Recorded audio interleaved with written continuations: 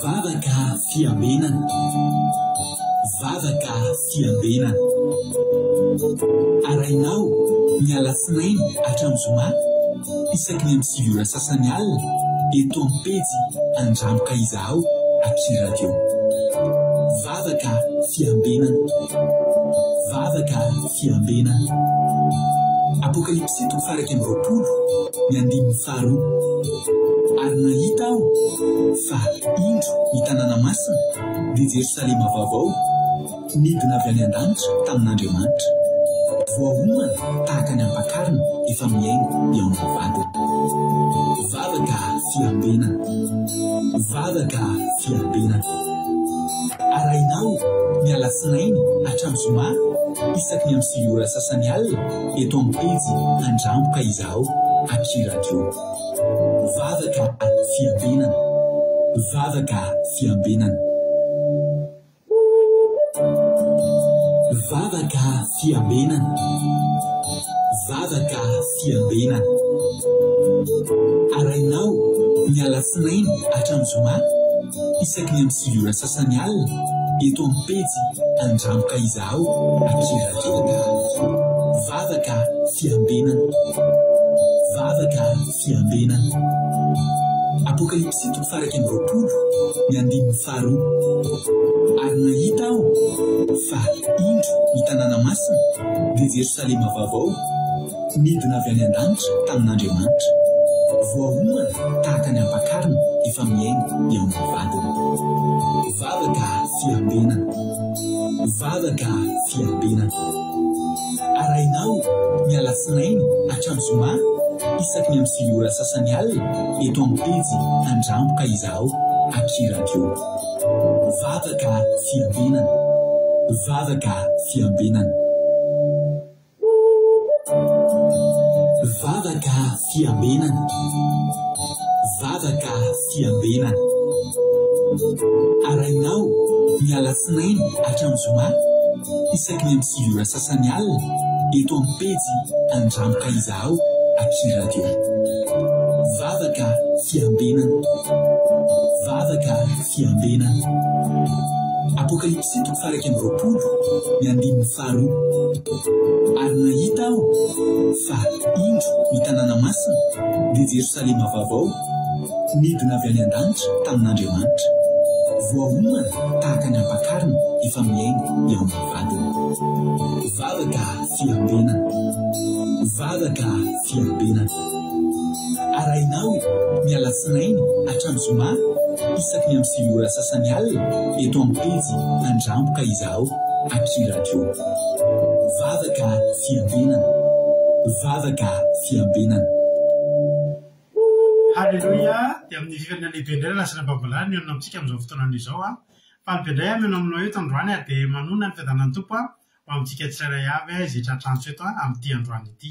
Falibe indray tenako miaino aminao eto androany dia manona ny fiadanan'ny Tompo amintsika tsirairay avy. Matoko sy mino fa nandalo tontolo andro nafinaritra be ilay tsika rehetrarehetra, mena Andriamanitra tombonandro fahasoavana, fahasalamana heri-tanjaka. Indro tsika tavavory eto indray androany na resy teny amin'izao tontolo izao indray tsika tsy resy tsy latsaka an-dalana miarabanao tonga eto indray androany ary dia fiadanan'ny Tompo hanapaka anatintsika tsirairay avy izay tonga eto amin'ity androany ity. Raha androany no miaraka aminay dia teny aminao hoe tonga soa ianao ary tsy kisendasenda koa ny atongavanao eto fa tena misy raha ilan'ny Tompo anao ka dia mareta hatramin'ny farany atindray sasany hoe ny raha antsika eto dia matoka fa atindray sasany tsy ho verimaina fotsiny aminao fa azahoanao hery ahitombonao ara-panahy ampatanjaka ny finoanao ka dia tonga soa na raha tonga etany ianao dia raiso fahasoavana anao zany hoe fa andeha atory ianao mbola mahay ny tenin'Andriamanitra. Tonga soa isika rehetra raha misaotra ireo fidy hiaraka aminay atao anaty izao vavaka fiambenana raha no fandalin'ny Andramoka izao ny Aky Radio ary ny groupe izay maharesy. Miaraba manokana nareo izay fampaketo ihany koa androany nambavitsika Miria. Halleluja. Miria Randriamalala vao Madagasikara izy niditra voalohany teto androany dia tonga dia metsika azy ary nitsodrano mila tsodrano mahafinaritra be Miria tonga eto sy anareo rehetra any Koweït, Arabia Saoudite, any Madagasikara, any Chine ary any Oman mahazo an'ity tsodrano ity daholo. Isaia 7:30 andininy 5:30 sy 4:40. Isaia 7:30 andininy 5:30 sy 4:40 tsodrano azy Miria amin'ity androany ity.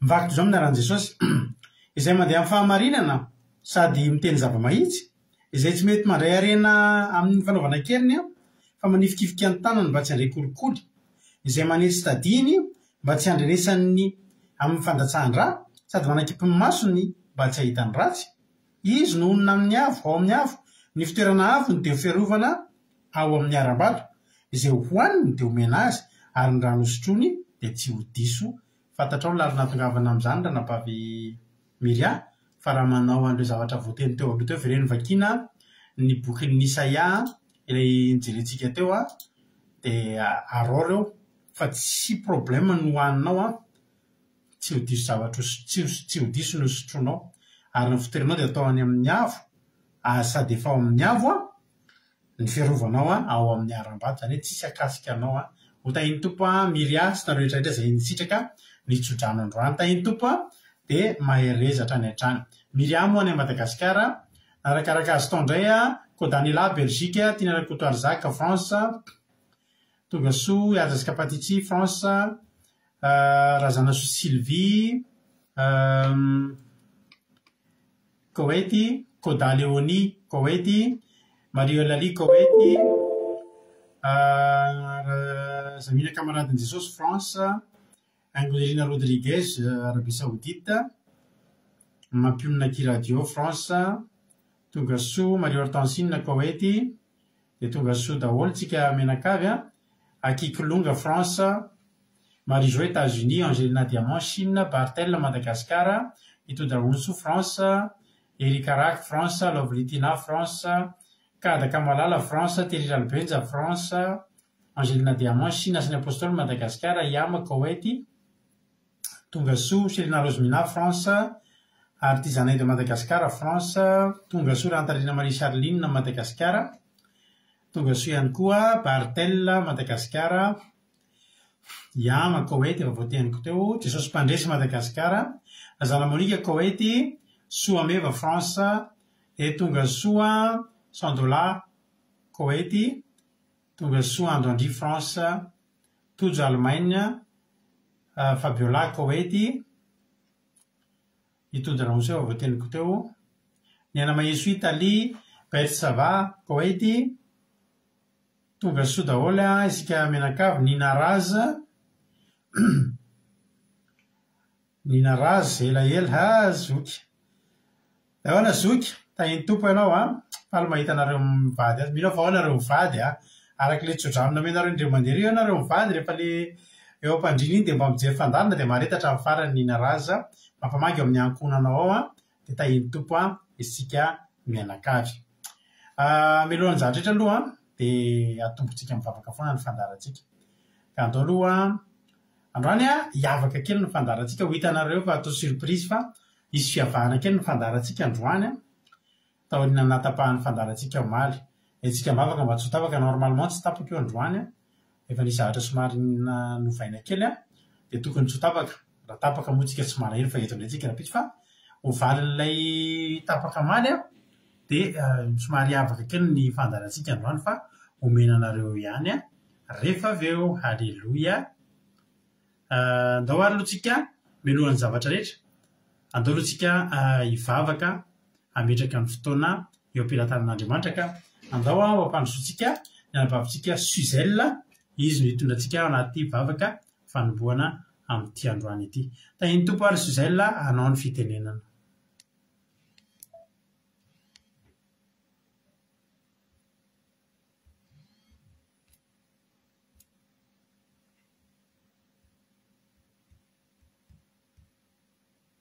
laso aloha fa misy tsy mety kely zafady tompoko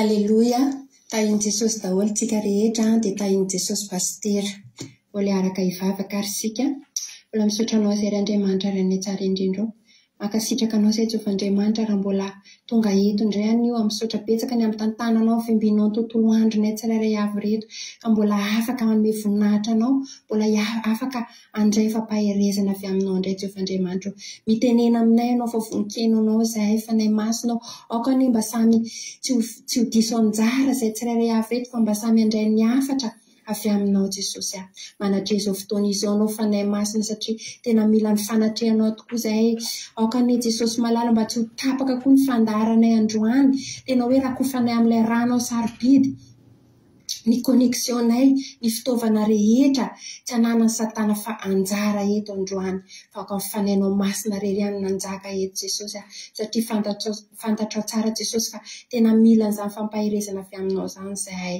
Jesosy malalo mety misy marary eto tonga eto androany mety misy mananolana eto Jehovandriamanitra fa anao any mijery ny tsirairay avy mba tsy misy diso anjara Jehovandriamanitra fa mba andray anjara fitahina avy aminao zay tsirairay avy reto dia mifonay tsirairay avy izay andray ny teny koa Jesosy dia tena mba omeo fifantohana zahay aokane Jesosy mba tena hoe andray izany teny izany zay Jesosy fa tsy pieny fotsiny ihany tsy pieny mpanadino fa tena pieny mpankatotoko Jehovandriamanitra dia misaotra betsaka Jesosy dia io koa Jesosy malalo ny toriteny izay hoentin'ny mpanomponao ny famelabelarana sy ny vavaka ho an'ny firenena ianao any Jesosy malalo ny tena hoe anatrika izao fotoana izao mametraka izany vavaka izay ho pelatananao izay voninahitra ny anaranao rery ihany misaotra raha io alleluia amen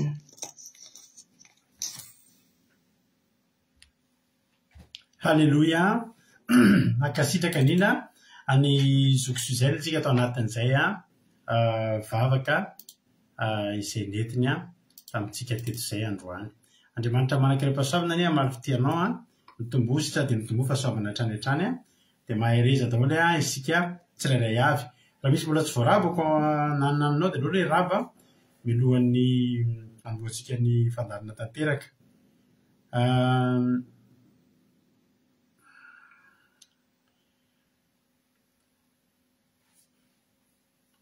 Stéphanie Métis, alléluia, tonga soa, Métis Fazasa, Métis Sono, tonga soa, fa be zay mahitanao eto Métis, Stéphanie Métis, maneta hatrany farany, matoka fa ifampahiretontsika androany. Sarindra Rahaingo, Madagasikara, tonga soa, ianareo ilay voamiditra ireny, ohatra hoe Métis zao, dia raha mba azo loterena izy moa misy anao dia mba ifankalalantsika raha mbola tonga eto ireny, raha misy dia tonga dia hoe Métis avany, tsy fantatro. Makasitraka tahiny tompo azana so Sylvie Koety Olgaranorosoa Koety ihany koa Jesosy noheriko Koety ihany koa dia tonga soa tsy sisorana mami ty Miria Felina Rakoto France mami Koety tahiny Jesosy sika menakavy zay daholo kamba efa tsisy vaovao tsy voalaza koa eve manambotsoa tahiny tompo eto France dia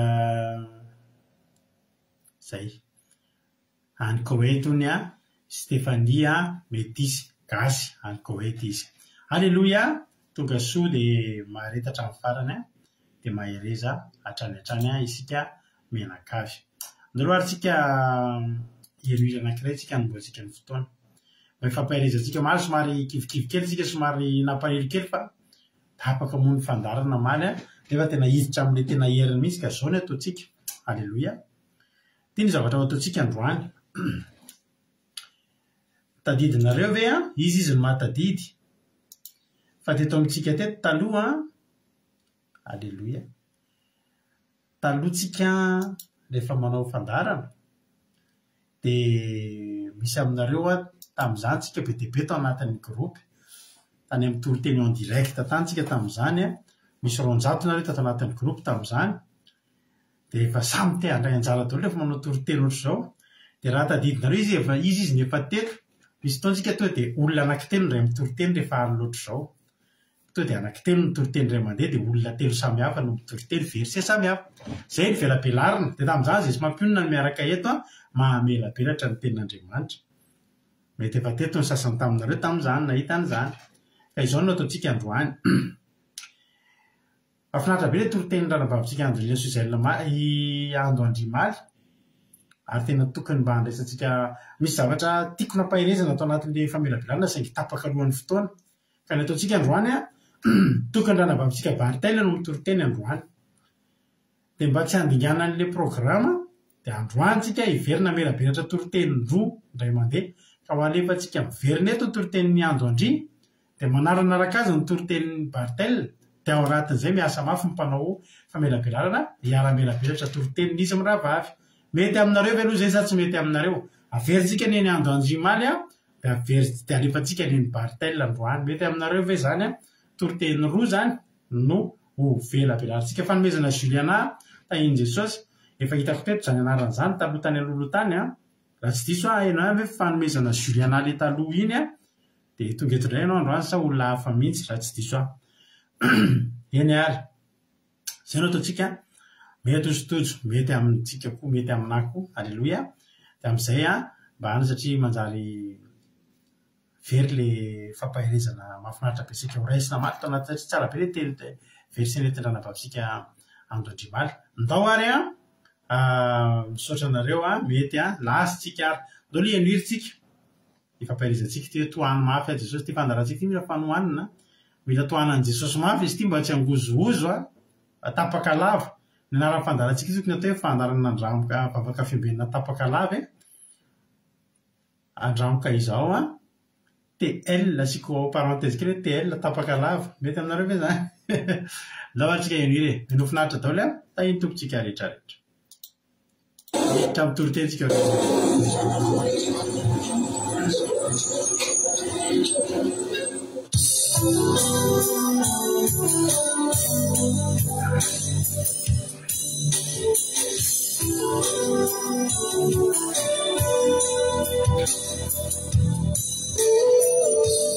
Não fade suralana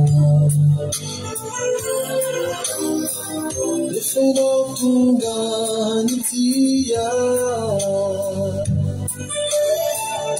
dananimu sufitata kanefa tupuongo tudiuvina Kalau fanina vulefuna defeno tunga pitaka ayo fate na belia kane fatu puongo tirofina Tuma fiamu Bati valalana Difinu Bati você banjana Pisa Amba fini fitapana Niaja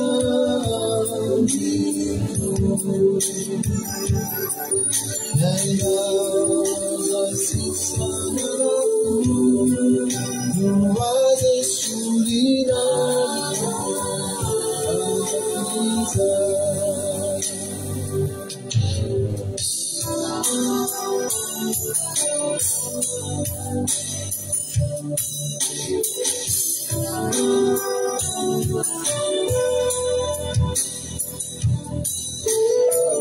Tapanoni fa desirado Defendo tunga pifalia Ana faça que amatia Canefa tupuongo Ruvelonina Saratumirai sizanaka Amini fanai masina Sotutungi Antuni Maria Panduvani Panuta Ibebata Tuanuba Fiamu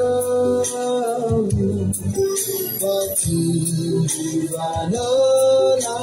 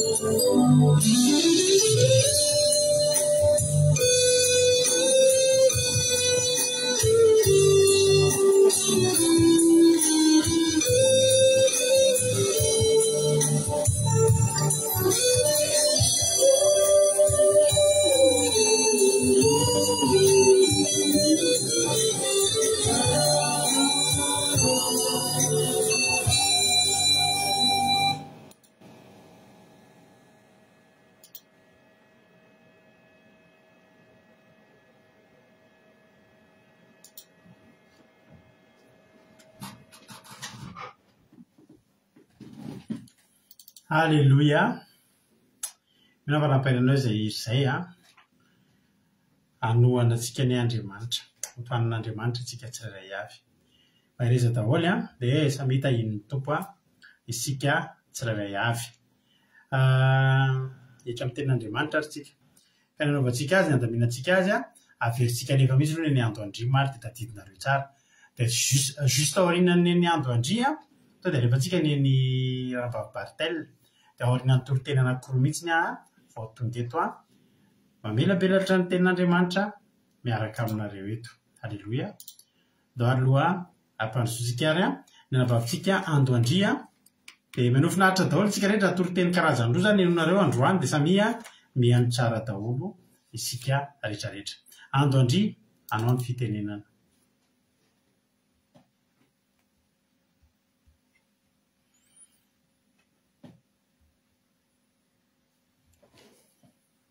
Miandry kely tsika azafady tokoa.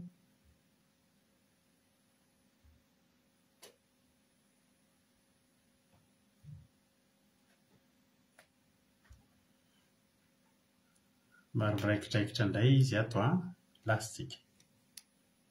Jesosy pasteur tahin'i Jesosy tsika menatady dia mbola raisy fifahasoavana ho azy hoafaka ifanizara tsika menatady ny tenin'Andriamanitra efindray amin'ity an'ity. Dia izany tenin'Andriamanitra ny dia rehefatsika ao amin'ny tantara faharoa fahadimy amby roapolo. Raha hitantsika izany dia rahantsika mamaky amin'ny anaran'i Jesosy. Amazia mpanjakan'ny Joda. 5 taona Mazia fony zo nanjaka, ary 7 taona no nanjakany tamin'ny Jerosalema. Ary ny anarany reny dia Joadanina avy amin'ny Jerosalema. Ary nanao izay mahitsy eo mason'i Jehova izy, nefa tsy dia tamin'ny fony rehetra.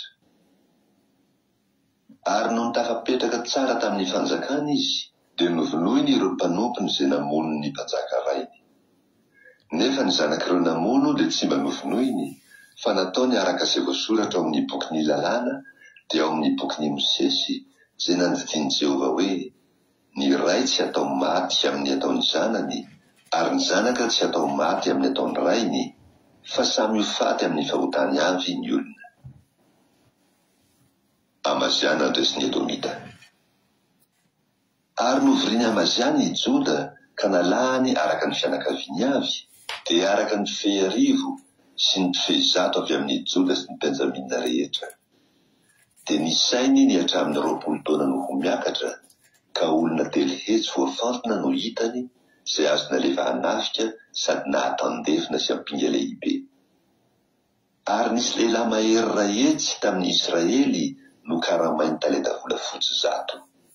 Nefa nisy lehilahin'Andriamanitra tonga tao aminy ka nanao hoe: ry mpanjaka, aza velana araka anao ny miaramila ny Israely, fa tsy omban'i Jehova ny Israely dia ny taranaka Efraima rehetra.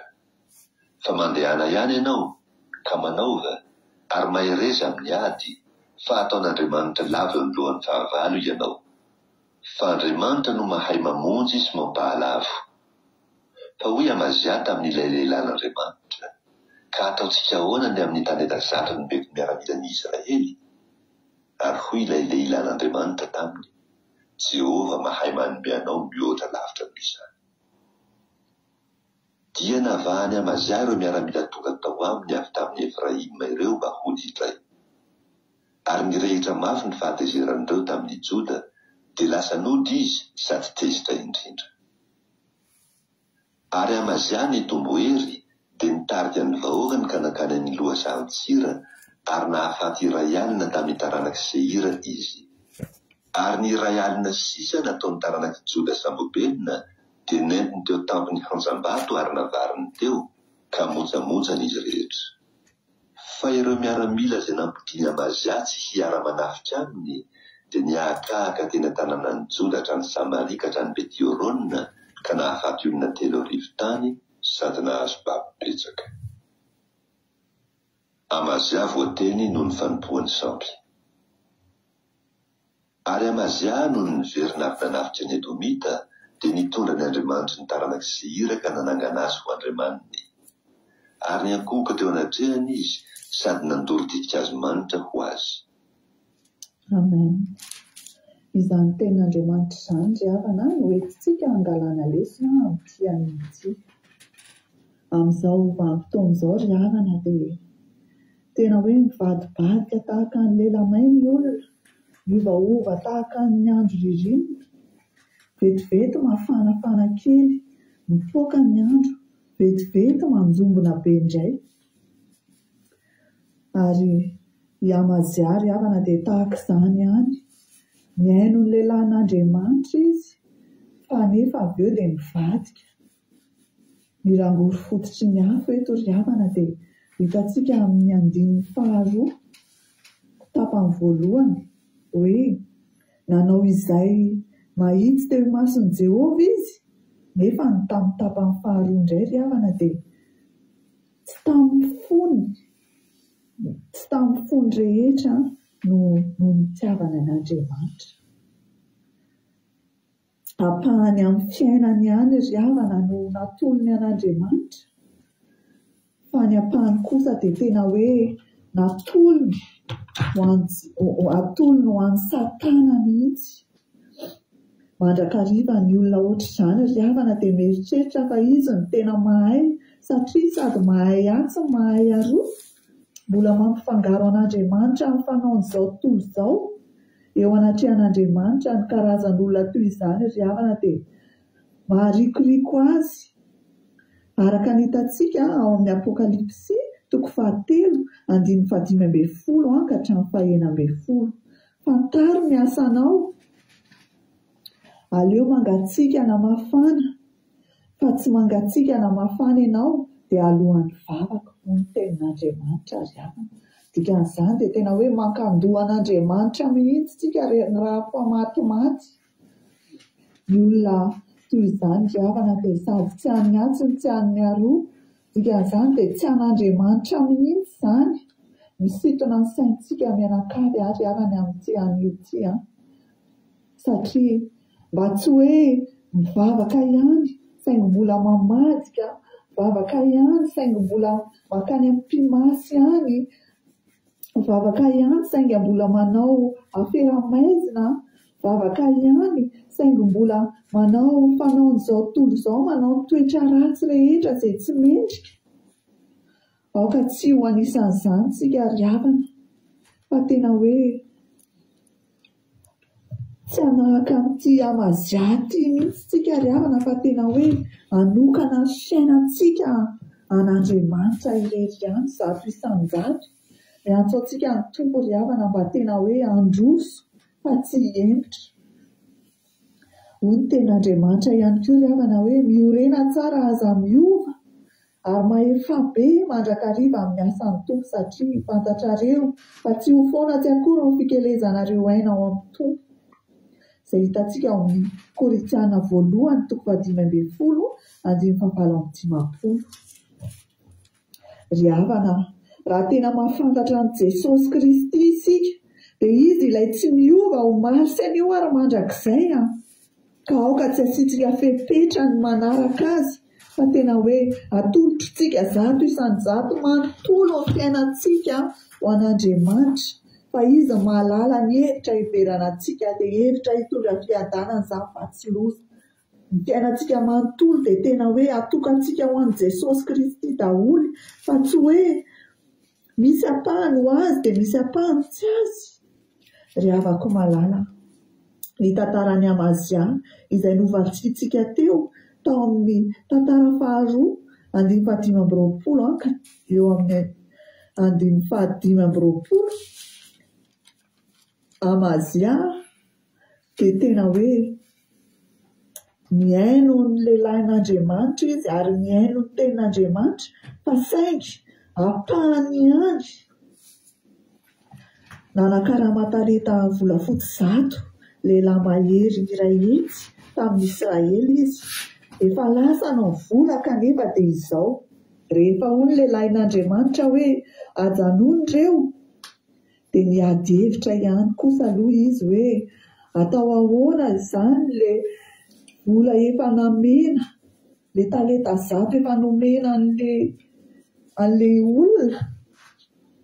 Dia mahafinaritra be ry havana ary tena marina ny tenin'ilay lehilahin'Andriamanitra hoe Jehova mahay manome mihoatra lavitra noho izany.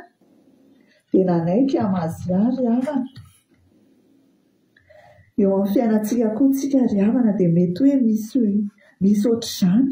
Malahelo be mihitsy tsika fa nampindrana vola an'olona dia tsy nomeny intsony ny vola. Tena hoe malahelo be ny fontsika vokatr'izany. Tena tsy te hamela heloka mihitsy tsika satria hoe ratsy fanahy iny sy ny sisa, milaza mpivavaka nefa dia izao no nataony, ny mampivavaka azy nefa no nanaovako izany, nefa dia tsy nomeny ny volako. Tsy mamela ny heloko ny olona tsika ry havana. Ry havako aoka tsika hifamela heloka, aoka tsika hamela ny heloko ny hafa, aza tezitra amin'ny tsony fa ndao raisitsika nyity tenin'Andriamanitra ity hoe Jehova mahay manome anao mihoatra lavitra noho izany, mihoatra lavitra noho izany. Ohatrinona ny nampindramintsika azy 5 alina, mety hoe 5 hetsy, mety hoe 5 tapitrisa mihitsy ary mbola mahay manome lavitra noho izany ry havana ny tompo noho izany maheresika. Ary aoka hatanjaka ny fontsika dia isika izay miandry an'i Jehova, fa Andriamanitra tsy mahandainga, fony fahagola. Andriamanitra efa nanamboatra izay tsara lavitra ho antsika ry havana. miantsoantsika hitodika aminy hitodika amin'ny tanteraka, atoky azy tsy hanao adaladala, aza-kivy na inona ny tena mampalahelo ry havana dia eo anatrehan'ny fitahian'Andriamanitra rehetra, eo anatrehan'ny zavatra vitan'Andriamanitra tamin'ny Amazia ao amin'ny tantara faharoa 520 toko 520 dia nio ane ny agegena nataony Amazia. Eo izy miaino ny mpanompon'Andriamanitra tsara, dia avy eo nanafika tany dia avy eo ilay Andriamanitra ny Edomita izay tsy nanavitra azy, tsy naharo azy akory, tsy naharo ny olona ny akory, dia izany no notompona ry havana fa Andriamanitra izay nanome azy mihoatra lavitra noho izay efa nomeny azy navelany indray. Efa notahian'Andriamanitra teo dia lasa indray manompo Andriamanitra ry havana. Tena mampalahelo be izany ary tena hoe lesona ngeza be hisintomantsika ity tenin'Andriamanitra izay namentsika, izay nozaraiko tamintsika androany ity. Isika efa novidian'i Kristy tsika ry havana, ka tsy tokony hamadika azy fa hifikitraminy tanteraka, na amin'ny mora na amin'ny sarotra.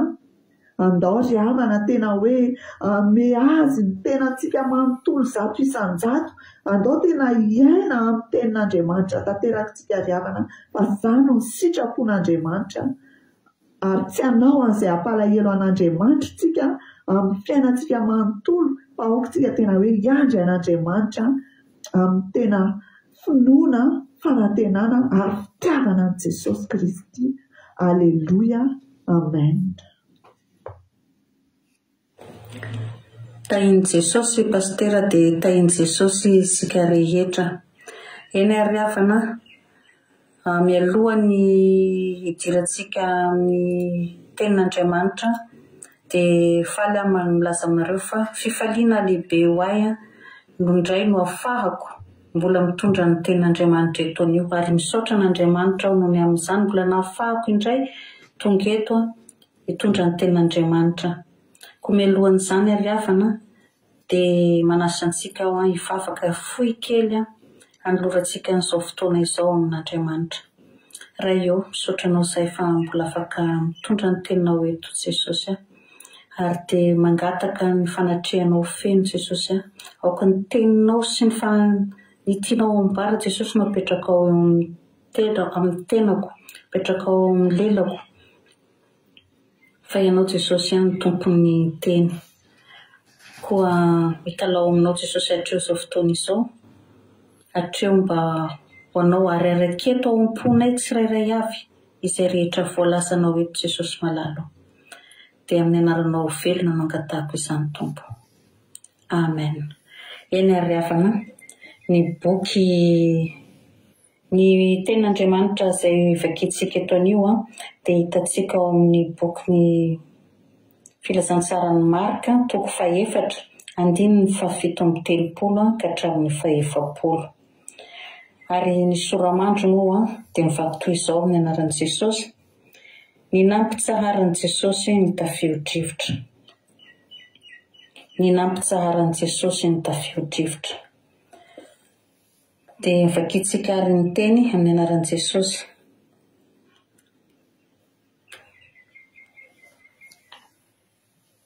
Ary nisy tafio-drivotra mahery, ary ny anjerajeran'ny alon-drano ny sambo kely ka nila ho feno rano. Ary Jesosy natory teo ambodin'ny sambo kely tambonin'ny ondana, ary namoa azy izy ireo ka nanao taminy hoe: Mpampianatro, tsy mampaninona anao va ny hafatesanay zao? Ary nifoy izy dia niteny mafy ny rivotra sady nilaza tamin'ny ranomasina hoe mangina, mitsahara. Ary dia nitsahatra ny rivotra ka tony tsara ny andro.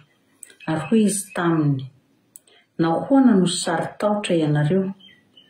Tsy mbola manam-pinoana va ianareo? Amen. Ry havana. Teto ry havana, ny apôstôly dia efa fantatsika fa dia ara-dalana tamin'i Jesosy foana hatr'izay. Ka tamin'ity indray mitoraka ity izy ireo dia niondrana tasambo, niondrana tanaty sambo, ny ampita rano izany, ampita ranomasina, any ampita rano. Dia niaraka sambo tamin'izy ireo Jesosy. Ary efa mazana izy ireo na mandeha tongotra moa zareo izany na mitety avoana dia miaraka eo foana Jesosy rehefa misy dia aleha. Raha nisy ary nitafio-drivotra Jesosy natory, mety reraka Jesosy dia natory, na hoe mety fitsapatsapan'izy ireo hatraiza ary ny nataony reto dia natory Jesosy. Dia nivohy lakana amin'izany izay mahay lakana, ny samby nampiasa ny fahaizany rehetrarehetra izany tao anatin'ny sambo rehetrarehetra teo. Dia nandeha. Ka noho izay ary nisy tafio-drivotra tampoka. Rehefa tonga ny tafio-drivotra, nozongozona ny ilangilana ny lakana. Raiky tahotra amin'izay ary ny apôstôly. Mety efa nanao izay ho afany rehetrarehetra satria Jesosy moa izany natory.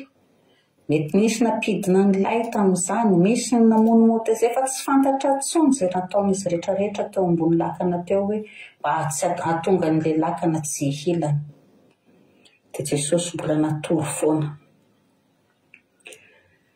Kanefa efa tsy hita izay natao, taitra tamin'izany amin'izay izy ireo dia nahatsiaro hoe hay io Jesosy mbola matory, nofoazin'izy ireo ary Jesosy ry havana.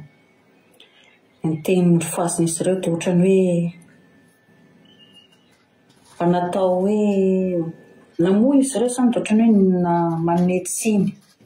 Satria dia miteny hoe Jesosy tsy mampaninona anao ve ny hafatesanay?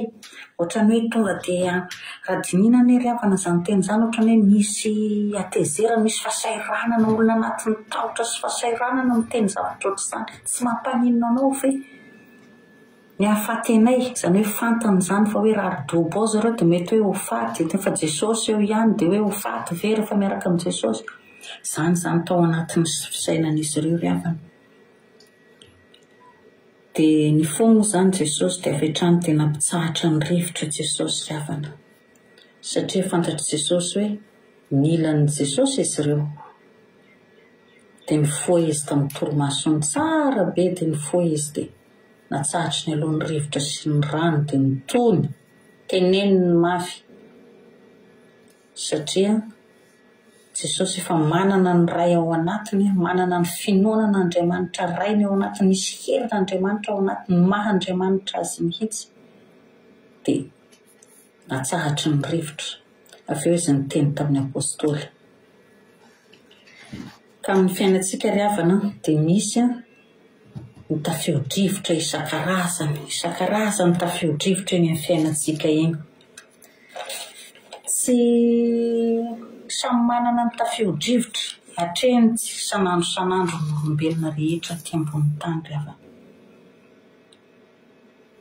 Dia io dia mitovy amin'ny nahazo endrika ny olana sy ny ady natrehan'ny apôstôly teo. Samy manana ny tafio-drivotra isika fa ny zavatra tsara tokony sarotsika voalohany indrindra ry havana dia hoe tsarovy Jesosy aloha. Ianao mihevitra fa matory izy, fa mety tsy matory izy, fa mety mijery fotsiny izay ataontsika hoe hatraiza, mampiasa ny fahalalantsika isika. Ohatra izao chauffeur mitondra tômôbilina, matoky avy alohan'ny mitondra tômôbilina ny mpitondra tômôbilina rehetrarehetra dia mijerena ny pneu, atao révision ny tômôbilina raha ohatra ka handeha lavitra. Atao an'izao sy izao, fa indraindray io misy zavatra mitranga tampoka eny an-dalana eny tsy fantatry ny chauffeur izany. Fa ny anjarantsika ry havana dia hoe rehefa misy zavatra atao dia tsaroana foana hoe misy Jesosy miaraka amintsika. Aza mandeha araky ny fahalalana sy ny fahaizana tafahoatra, fa tsaroa foana fa misy Jesosy ao amintsika. Jesosy no nametraka an'izany fahalalana izany ao amintsika. dia mbola Jesosy ihany koa mahafantatra ny pitsopitso rehetra mikasika an'izay fahalalantsika. Ny fahalalantsika tsy aro ho tonga lafatra. Tsy aro ho tonga lafatra ny fahalalantsika. Fa tsaro foana Jesosy ry havana. Asa mety mandeha variana amin'ilay fahaizana sy ny fahalalana sy fitokena amin'ny zavatra hay rehetrarehetra fa tsaro foana Jesosy. Dia rehefa vitan' Jesosy moa izany ry havana, faharoa manaraka an'izay vitan' Jesosy nampitony ny rivotra dia teo izy vao nitodika tamin'ireo mpianany hoe nahoana ianareo ny saritahotra? Nahoana ianareo ny saritahotra hoe Jesosy? Moa ve tsy manam-pinoana ianareo? Tsy mbola manam-pinoana va ianareo? Izany hoe natahotra zareo namohan'i Jesosy. Fa tsy hoe rehefa nisy ny ady dia tokony ilay finoana ny Jesosy no nampiasaina. Dia Jesosy nefa mba tian'i Jesosy, zatra niankina tamin'i Jesosy loatra izany ireo mpianatra ireo, miaraka eny an-dalana Jesosy foana manao ny asa rehetrarehetra. Zareo manam-pinoana, zareo hay n'ity lehilahy ity manao ny zavatra rehetra. Izay izany iarahan'izy ireo ny Jesosy sanandro sanandro. Mahay zavatra ity dia miaraka amin'ny Jesosy, miaraka amin'ny Jesosy. Raha vao misy zavatra kely na dia misy idiran'ny fantsika angamba mitotra Jesosy esory ity fantsika ity. Fa manala n'iny amin'ny anara amin'ny herin'i Jesosy tsy nataon'izy ireo. Dia Jesosy nefa ny te-hampianatra antsika ry havana hoe ampiasaina ny finoana. Aza matahotra rehefa manam-pinoana, aza mitabataba rehefa misy ady hatrehina. Fa rehefa manam-pinoana dia mitodia amin'ny Jesosy, antsoy moramora Jesosy, antsoy Jesosy hifoha, antsoy Jesosy ho tonga eo aminao hamaha ny olana rehetra, fa hainy Jesosy ny zavatra rehetra. Dia amin'ny adi-piainantsika rehetra ry havana dia izay ny tokony ho toetra ananantsika. Dia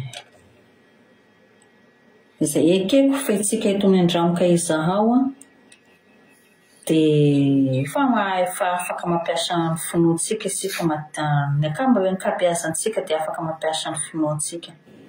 Koa mba manentana isika, mba hiangaviana kosa atsika amin'ny mampianatra Jesosy atsika, amin'ny mahiraka Jesosy atsika hoe ataovy mpianatra ny olon-drehetra, hampianatra ny manodidina antsika indray atsika ry havana hoe mba ahay hampiasa finoana, ahay hampiasa ny anaran'i Jesosy ny manodidina antsika.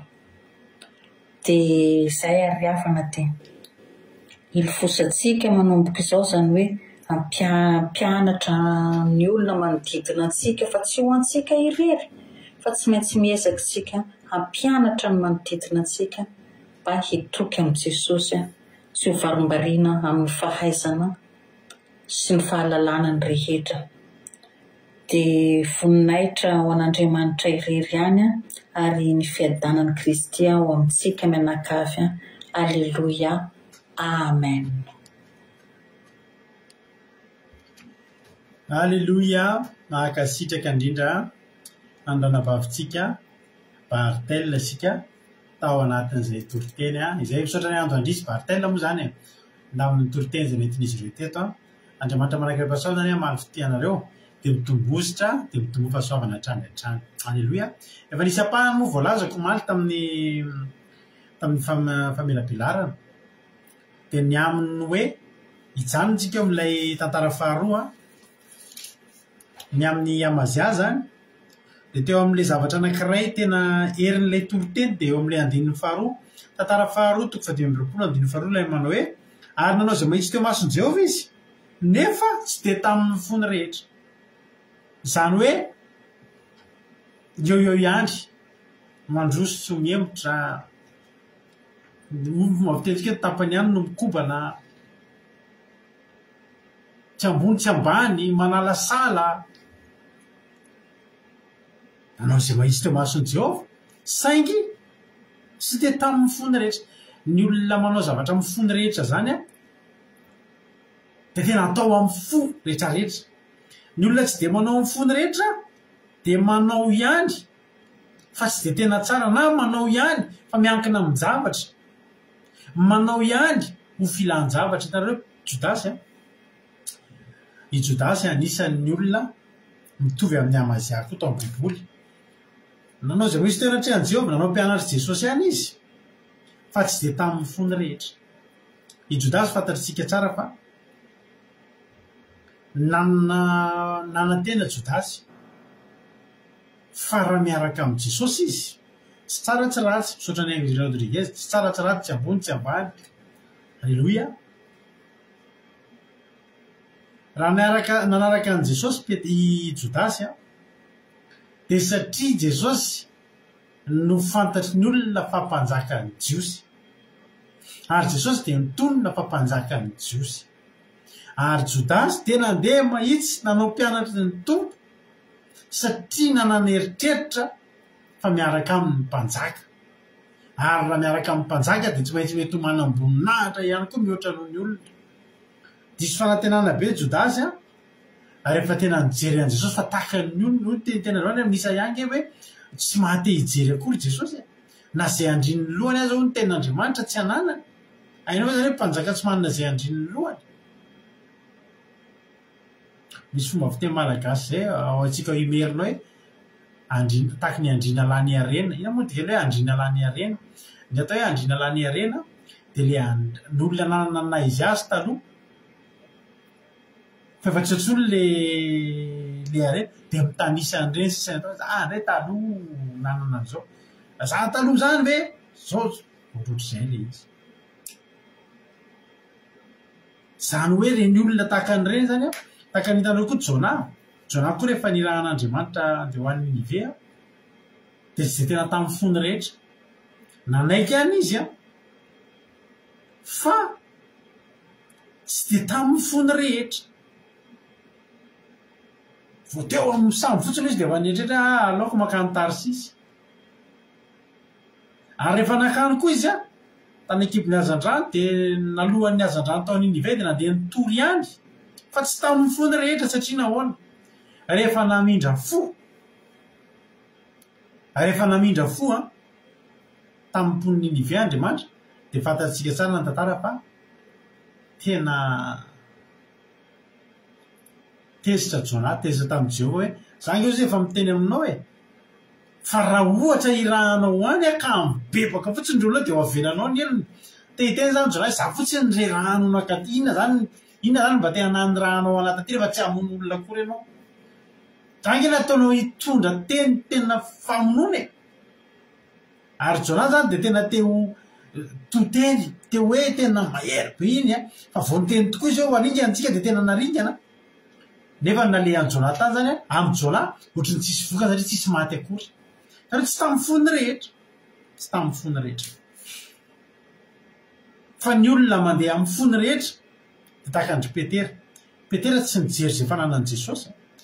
Petera tsy nijery ampy amin'ny Petera zany hoe tsy nahita trondro izy tamin'ny tsy navita nanarato izy nialina iny tontolo fa vo Jesosy fotsy niteny ny minitra sy ny segondra nanova ny sitrapon'Andriamanitra de tritra ny arato.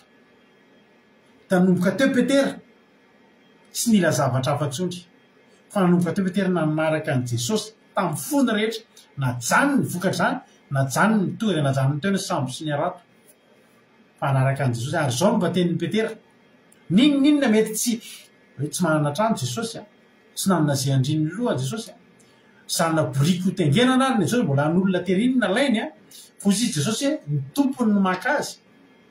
Petera tsy nijery tsony hoe inona ny materialy eo am' Jesosy, inona ny valeur ananan'i Jesosy. Fa ho Petera ianao ny Kristy zanak'Andriamanitra velona. Tompo mamela miala amiko fa mpanao meloka. Fa nandeha tamin'ny fony rehetra Petera nanaraka an' Jesosy.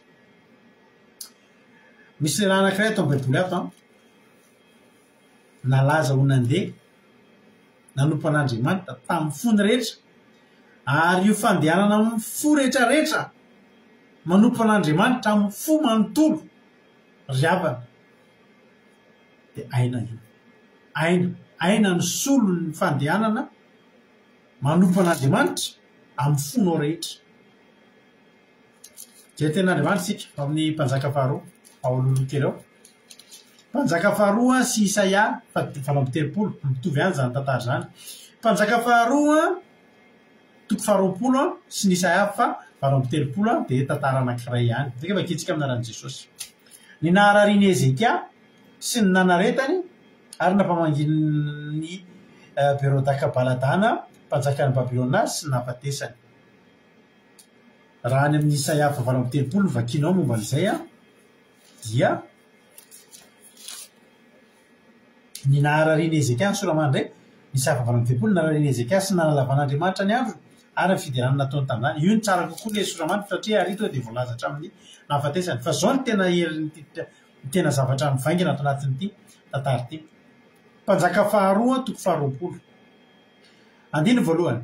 Ary tamin'izany andro zany dia narary saiky maty marary mafy zany fa tsy marary kely. Saiky maty ambavahoana ny fahafatesana zany.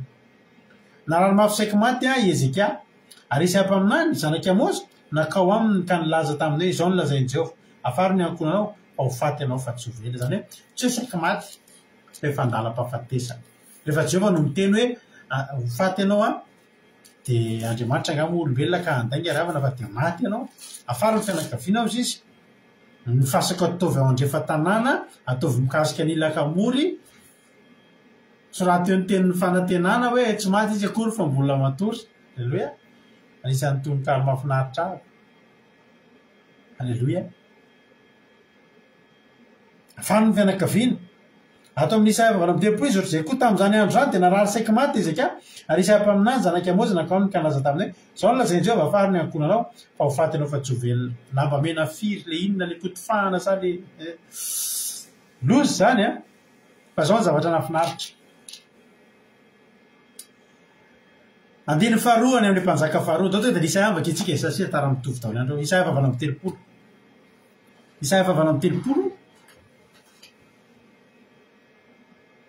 dia andiny faharoa zao tsika. Rehefa nitenenana toy izany Ezekia hoe ho faty ianao fa afary ny fianakaviana. Dia nitodika anakany amin'ny rindrina Ezekia ka nivavaka tamin'i Jehovah hoe inona ny hevitry mitodika any amin'ny rindrina? Tsy nitodika tany amin'ny Isaia izy. Tsisy ninazony Isaia atao tsony.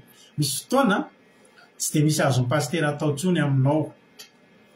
Fa ny dikan'ilay mitodika any amin'ny rindrina dia mitodika amin'Andriamanitra. Ten'Andriamanitra raha teny milaza mijerea dia ho voavonjy anareo. Alleluia. Mitodika tany amin'ny rindrina izy. Tsy nitodika tany amin'ny fianakaviana, tsy nitodika tany amin'ny mpaminany, tsy nitodika tamin'izany izy. Fa izy sy Andriamanitra nifanatrika niaraka tamin'Andriamanitra. Nitodika tany amin'ny rindrina Ezekia ka nivavaka tamin'i Jehovah hoe Jehovah, enkaneka ho tsarovanao ny nandehanako teo anatrehanao sy tamin'ny fahamarinana sy tamin'ny foko rehetra ary nanaovako izay tsara teo imasonao dia nitomany mafy dia mafy izy. Tena nitakiny ary tsy nandainga izy. Raha iamaziaty tsy afaka niteny an'izany teo anatrehanan'i Jehovah raha marary mafy hoe nandehanako tsalofo nandehanako teo aminao tamin'ny foko rehetra menatra ianao fa efa voalaza fa tsy tamin'ny fonao rehetra. Hitanareo fa nandehanana amin'ny fo rehetrarehetra zany azonao hitakiana zavatra amin'Andriamanitra, azonao hitakiana aina amin'Andriamanitra. Io ny tena zavatra nytenenina. Tsarova enkaneka ho tsarovanao nandehanako teo anatrehanao tamin'ny fahamarinana. Ino hoe fitovizan'ny olona rehetra. Ny mpaminany rehetra tompoko dia tokony handeha amin'ny fahamarinana. Iny tsy dia mahagaga. Ianao hoe dia irehareo zany handeha tamin'ny fahamarinana nefa ianao mpaminany fa ny mpaminany rehetra mihitsy dia tokony handeha amin'ny fahamarinana. Ohatra ny vokovoko manga mirehary ihany zany hoe tsy misotro toaka fa ny vokovoko manga dia efa tsy misotro toaka. Azonareo? Le hoe andehananao enkaneka ho tsarovanao nandehanako taminao tamin'ny tenatrehanao tamin'ny fahamarinana. Efa ny olona rehetra mandeha amin'ny fahamarinana ny mpaminany. Fa ny tsy toviana sy tamin'ny foko rehetra. Alleloia. Ka io le ny tena presizena tany amin'ny Amazia. I Amazia ndray manandena izy tao anatrehan'Andriamanitra fa tsy dia tamin'ny fony rehetra.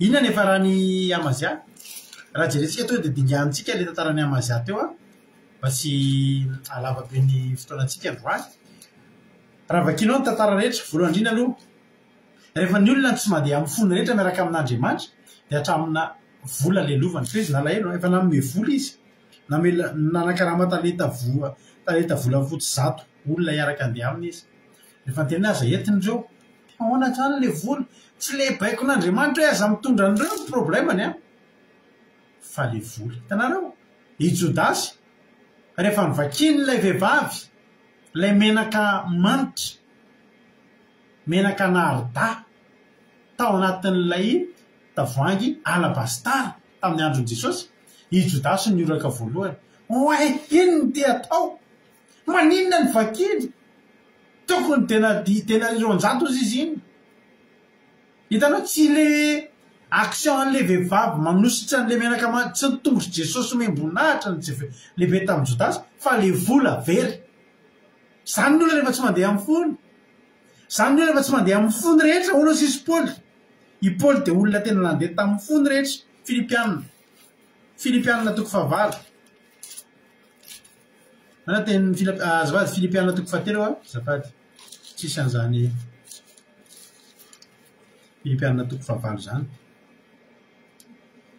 Filipianina toko fahatelo andiny fahavalo anaran'i Jesosy i Paoly andiny fafito nefa zay azoko tombony dia nataoko fahateantoka kosa amin'ny amin'ny Kristy eny tokoa fa ataoko fahateantoka avokoa ny zavatra rehetra noho ny fioaran'ny hatsarany fahalalana Kristy Jesosy tompo izay ny aretako ny fahateantoka sy ny zavatra rehetra ka ataoko taimboraka ireny mba azahoako an'i Kristy hitana zany ny olona manompo an'Andriamanitra amin'ny fony rehetra neny Amazia sekely vola fotsy zato tsisy dikany nge zany revany tsy haiko na valeuranao triny zany am'izao mety valeurna 5 millions de francs nge zany tsy haiko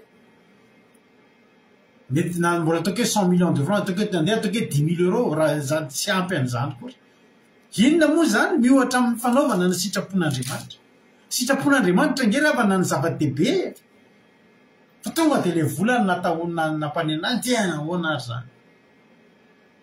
zany ny olona rehefa tsy mandeha amin'ny fony rehetra neny Paoly zay lany vako any sambony Paoly tsy problème nefa mahafantatrao ny fidiram-bolan'ny Paoly ny fidiram-bolan'ny Paoly tompoko alohany andalany hanao asan'Andriamanitra dia manao asa tanana dia mivarotra ny asa tanany mandeha aloha ny tsena zay vao afaka mandeha tsy ampy ny frais mbola miverina manao asa tanana hafa dia mivarotra re fa sambo mihitsy ny azy ny vaky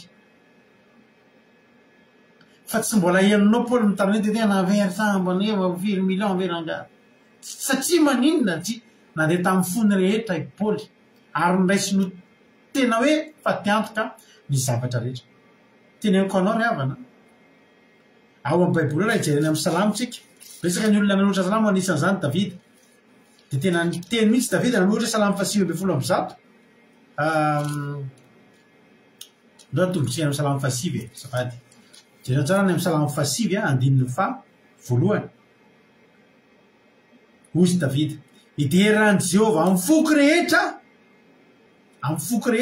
tarao miverina matetika ary zava-dehibe amin'Andriamanitra io resaka amin'ny foko rehetra ary natonga anazy tena nanakihana mafy any Amazia sy nandeha tamin'ny fony rehetra araka ny tempo taminao maly rehefa anompo an'Andriamanitra mandao tena anompo an'Andriamanitra amin'ny fotsika rehetra za tena efa manao ty fandarana kelitsika kely ty araka teko hoe fandarana tapaka lava ity fa tena tsy azonao an-tsaina mihitsy fa tena amin'ny foko rehetra naroka nyty fandarana amin'ny foko rehetra ary matoa zay ty fandarana ty tsy misy dia efa tena amin'ny efa tena tsy azo anoarana izy matoa tsisy re mandefa aminareo hoe no ny antony manokana dia tsisy fandarana tady fa reny antony manokana ny zavatra efa tena tsy afaka ny elana nisy fotoantsika raha tadidinareo mandeha mivoaka tanotsika mbola izy fandarana rehefa lahady misy fotoana zay mianakavy kely mba mivoaka rehefa lahady indrindra rehefa vakansa ny ankizy dia tratralina ny anany dia amin'ny alina any ambony tomobily zay manao fandarana ity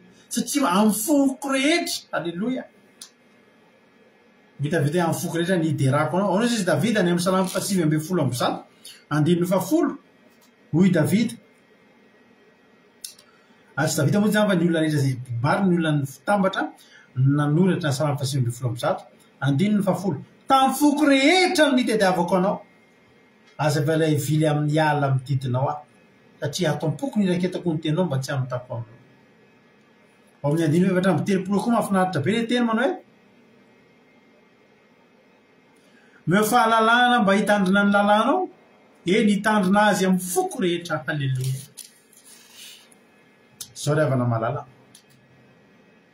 rehefa anao zavatra ao an'Andriamanitra ihany ianao sahia manao zavatra amin'ny fonao rehetra ataovy amin'ny fonao rehetra fa hitan'Andriamanitra ozy Andriamanitra mantsy an'i Ezekia rehefa avy mivavaka Ezekia zangeto Jehovah Andriamanitra tegane ho tsarovanao no nandehanako teo anatrehanao tamin'ny fahamarinana sy tamin'ny foko rehetra anaovako izay tsara teo masonao tamin'ny foko rehetra dia nitomany mafy izy na tsiaro le zavatra nataony an'Andriamanitra tamin'ny fony rehetra ary mbola nitomany mafy tamin'ny fony rehetra koa izy tenatrehan'Andriamanitra tsy naharitra Andriamanitra tandiny vaivatra dia tonga tamin'isa le teny teo zany a tonga ny tenin'Andriamanitra tamin'isa dana teny hoe fa ho faty izy afara fianakaviana lasa Isaia irabotsy fa tamin'ny fony rehetra koa ny nandehanany lasa Isaia ho faty ianao fa oringandrina ho aho afara ny fianakaviana dia lasa Isaia nody tsy tonga tany an-trano kory Isaia ren'Andriamanitra mivavaka Ezekia teto ambony fandrina mbola vao tonga any an-trano andeha akainy iny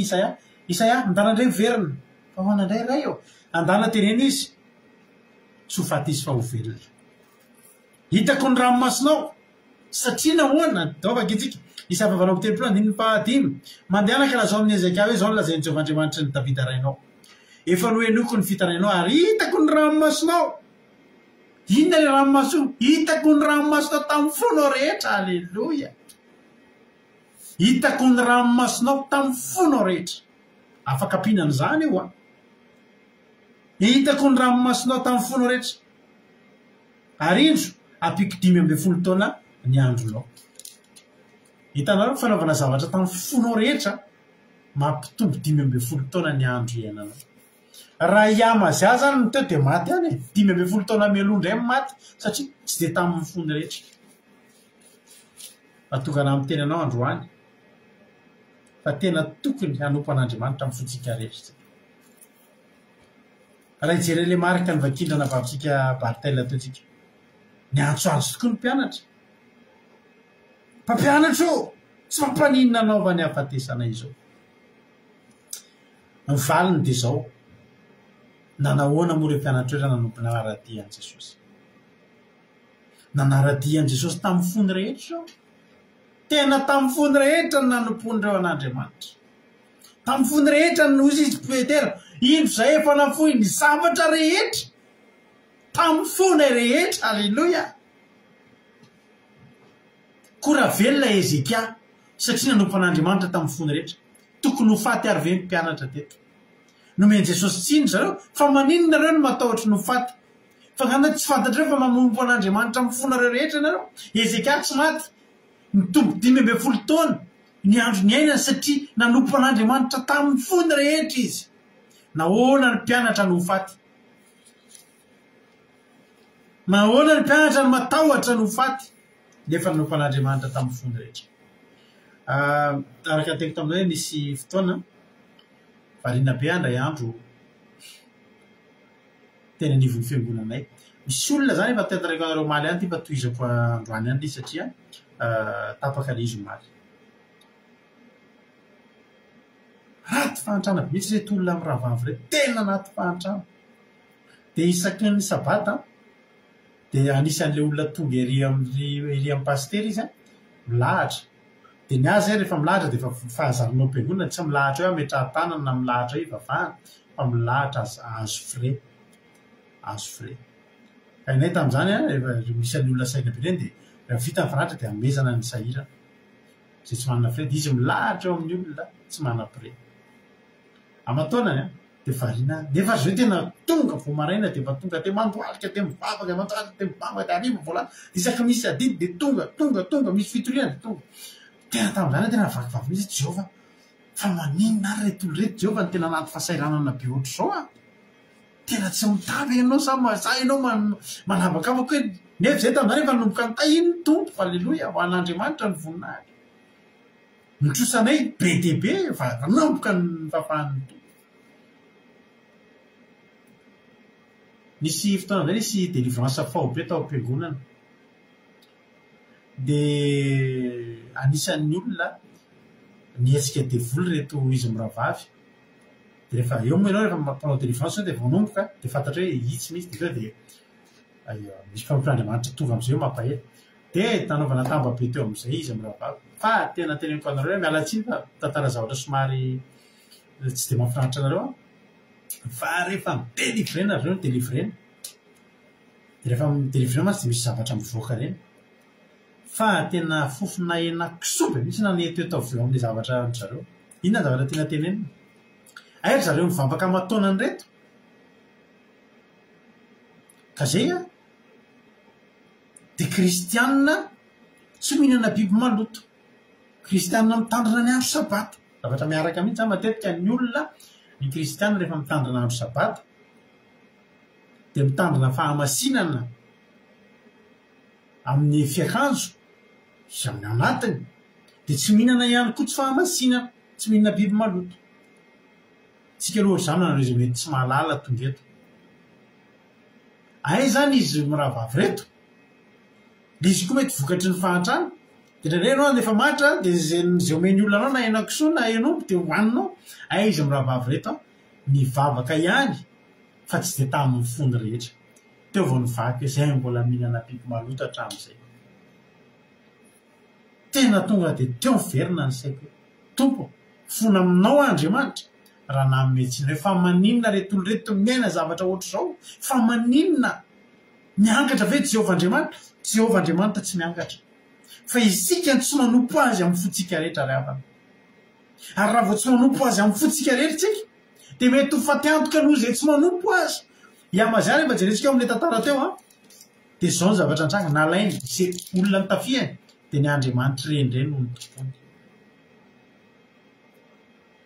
nalainy nosoloany Andriamanitra n'olo-kafa ny Andriamanitra efa mitaha azy hatramin'izay ny tany rainy ny tany taranadrainy ary ny olona tsy manompo an'Andriamanitra amin'ny fony rehetra dia tsy magaka raha manolo Andriamanitra apataka ny amazany ny olona tsy manompo an'Andriamanitra amin'ny fony rehetra lavana tsy lasa lavitra ny amin'ny fanompoana an'Andriamanitra raha tsy amin'ny fosiny fitiavana ny anompoana an'Andriamanitra fa noho ny zavatra tadidiko mihitsy zay tamin'ny mbola kely tadidiko mihitsy izy mbola kely dia nanana havana akaiky zay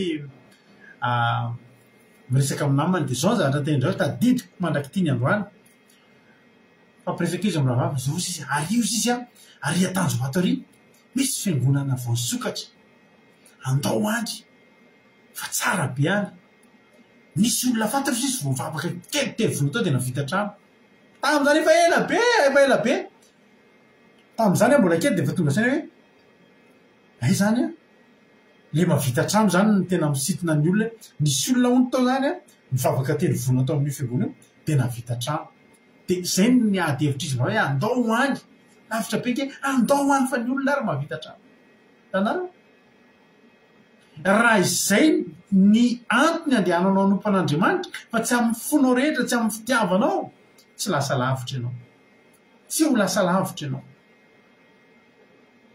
ary zao tsy ho velona ianao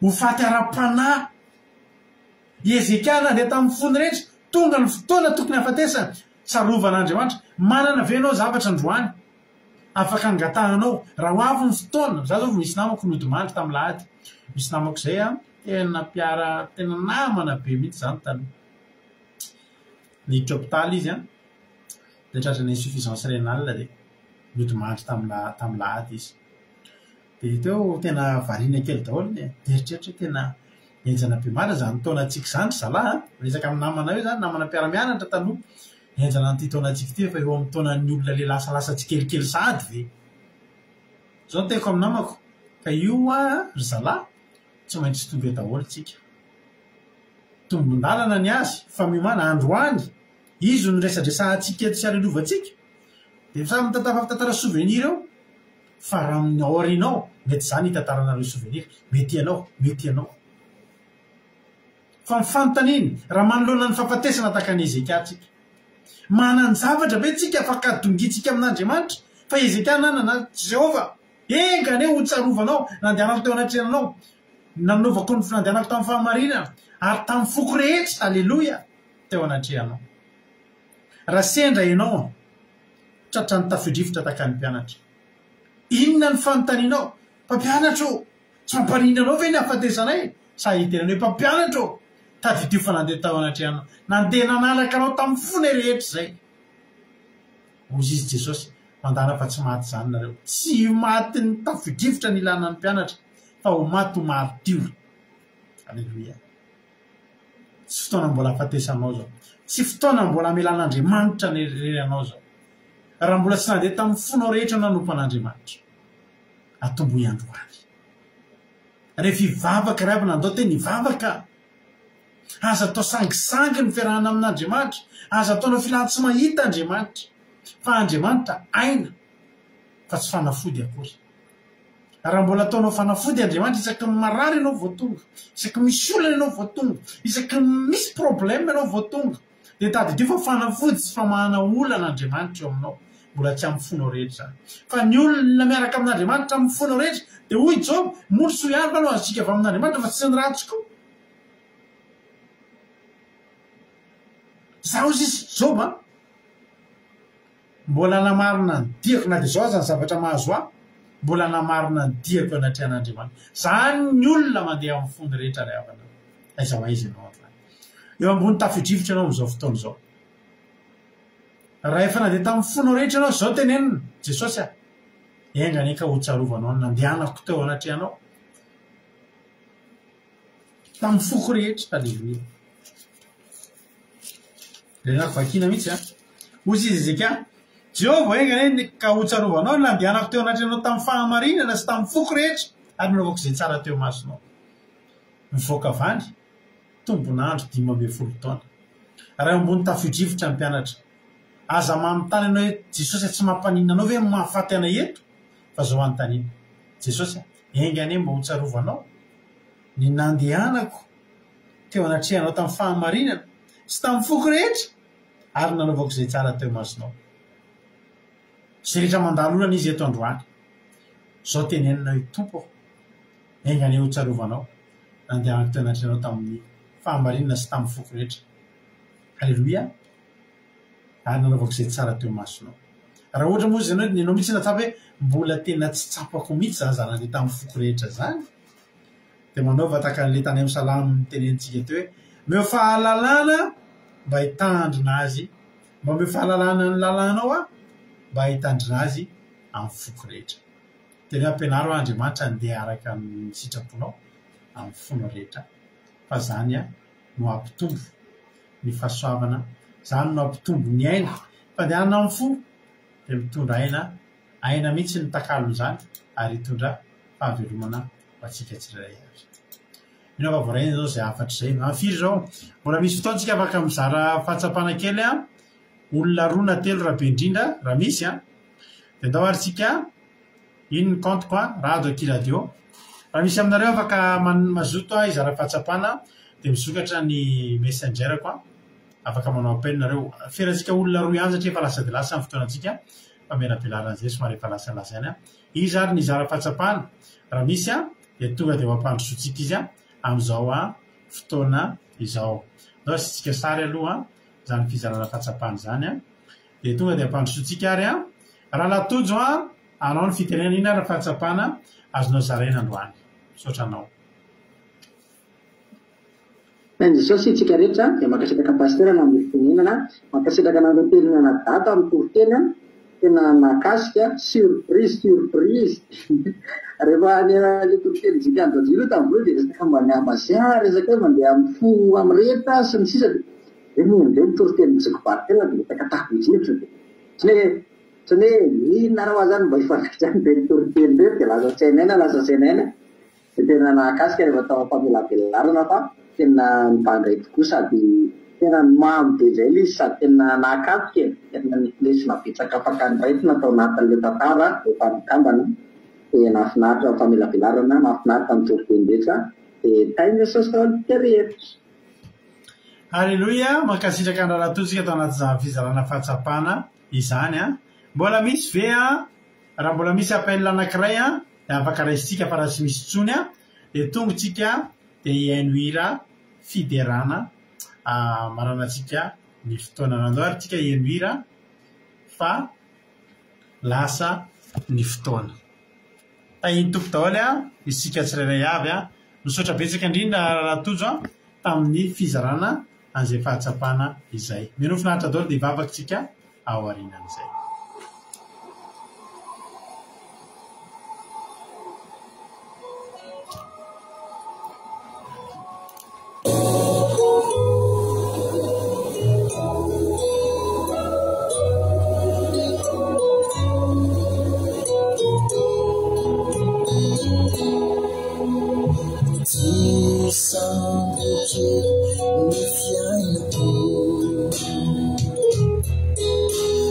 Zera-zerany onjany fiainana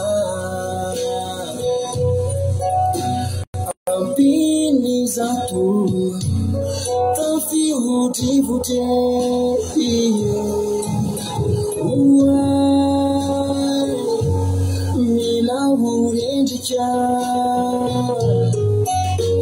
ity sambokely ny fiainako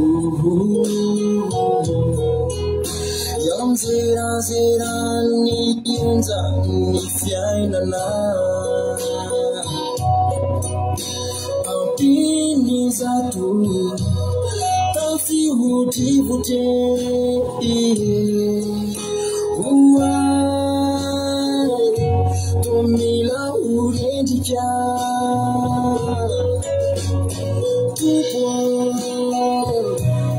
mifoaze andaminindray ny fiainako ilay tenina mandrasako eny tsahara teo vita ny adiko topo mifoaze andaminindray ny fiainako ilay tenina mandrasako eny tsahara teo vita ny adiko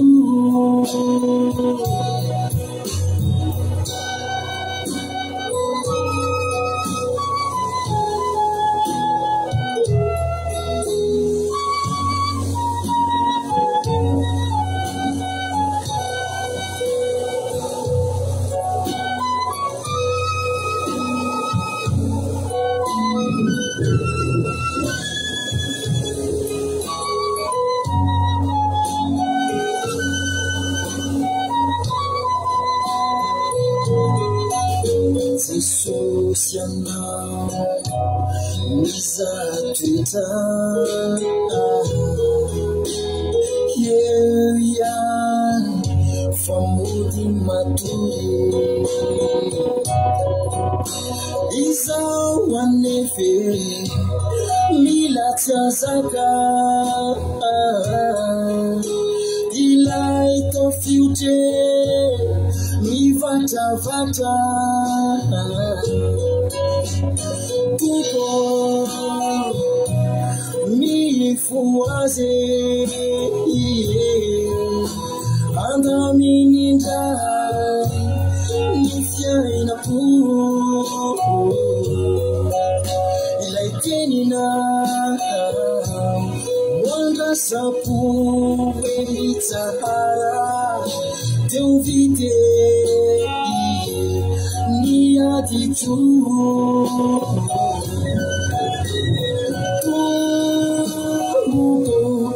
mifoaze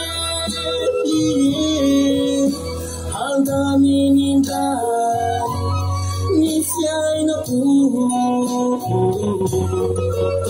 ilay tenina mandrasako eny tsahara teo vite ny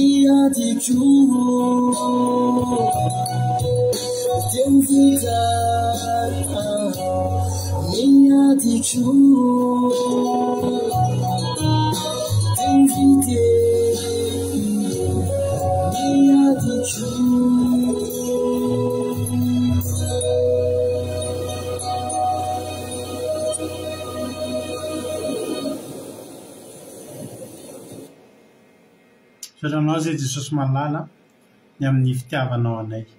Mankasitraka Jesosy ny amin'ny tontolo andro sy menao androany misaotra Jesosy fa dia tena mitahinao tokoa ny fotoana androany ka tsy tapaka Jesosy malalo. Isaoranay ny anaranao zany fa tena zava-dehibe aminay tokoa zany hoe tsy tapaka izany ny fandarina Jesosy malala fanao aneny voninahitra. Misaotra sy ny deranao hatramin'izay dia mandrakizay.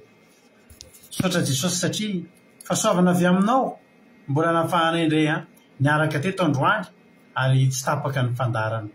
Misaotra Jesosy malalo. Ary ankehitriny Jesosy malala dia tonga ny fotoana izay ametrahanay indray ity alina ity eo am-pelatananao. Misaotra Jesosy ekany ny teny izay nitoriana teto androany mba tena ho fiainana ho anay tsirairay avy, tsisy ho very, tsisy ho latsaka. Fa ekany Jesosy ho tahaka ny vona fafy tamin'ny tany lonaka amoa avy zato eny ary tsy manapataperana ty anatinay ho fiainana mandrakizay. Tahio Jesosy ny teny, tahio Jesosy zany teny rehetrarehetra tsy misy ho latsaka fa ho tsarovanay foana amin'ny andronay rehetra. Misaotra ny amin'ny fitiavanao. Voninahitra leo anao Andriamanitra. Dia vosi Satana dia afarotra ambaranao tsy afaka hitsaingoka na dia litera ray azy tao anatin'izany toriteny rehetrarehetra izany. Fa ny vozana fafy dia amokatra avokoa. Amin'ny anaranao Jesosy ny angatahako anao. Betsaka ny olona izay tonga teto mety manana zavatra nirina, mety manana zavatra angatahana Jehovah Andriamanitra. Angatahako ianao Andriamanitra marifity azy ireo, dia hitantana azy ireo, dia tena tahio izy ireo Jehovah Andriamanitra azo mihoatra lavitra no izay mba nandrandraindra hamonjy fotoam-bavaka izy. Raha valim-bavaka ny teny avy nomeo azy zany. Hay-panahy atolory azy zany. Raha hitombony finoany apio izy tompo. Voninahitra ho anao hatramin'izay dia mandrakizay. Matoky ahy Jesosy, matoky ahy fa tsy hanary anay ianao fa ombanay. Voninahitra anao hatramin'izay dia mandrakizay. Misaotra Jesosy malalo. Halleluia. Amen. Ivavakantsika amin'izao fotoana izao ny firenena. Ndao mpandrotsika ny rahalahintsika Jonathan hivavaka ho an'ny firenena. Tahitompo Jonathan anao ny fitenenana. Sain Jesosy pasteur miaraka hivavaka antsika Jesosy malalo. Mbola misaotra betsaka anao indray Jesosy ny amin'ny fotoana androany Jesosy. Misaotra betsaka anao ny amin'ny teny izay mbola noentin'ny mpanomponao Jesosy, mbola nampahery anay indray ary mbola nampianatra anay indray. Dia Jesosy tena hoe ingany Jesosy ny fiaranay aminao Jesosy tsy hoe filan-javatra fotsiny ihany Jesosy tahaka ny Jodasy Jesosy ka hoe mivadika aminao Jesosy. Fa mba tena hoe ho tianao Jesosy. Raha hanompo anao zay Jesosy dia tena hanompo anao tokoa Jesosy fa tsy anao kitoto Jesosy, tsy anao atsiramina zany fanomponanao zany Jesosy fa tena hoe hanompo anao amin'ny fonay manontolo Jesosy, ampitiavana Jesosy nentinay manompo anao Jesosy malala. Ankehitriny Jesosy dia mitondra-bavaka ny firenenay. Hitanao Jesosy ny malagasy, hitanao mpono amin'izany toerana Madagasikara zany Jesosy, fa mbola betsaka ny Jesosy ny kristiano Madagasikara ao. Fa raha mivavaka Jesosy dia betsaka koa manao kitoto Jesosy. Betsaka makany am-piangonana fa rehefa andavanandro dia miverina manao ny fahazaran-dratsy, miverina amin'ny faratsiana rehetra ihany Jesosy.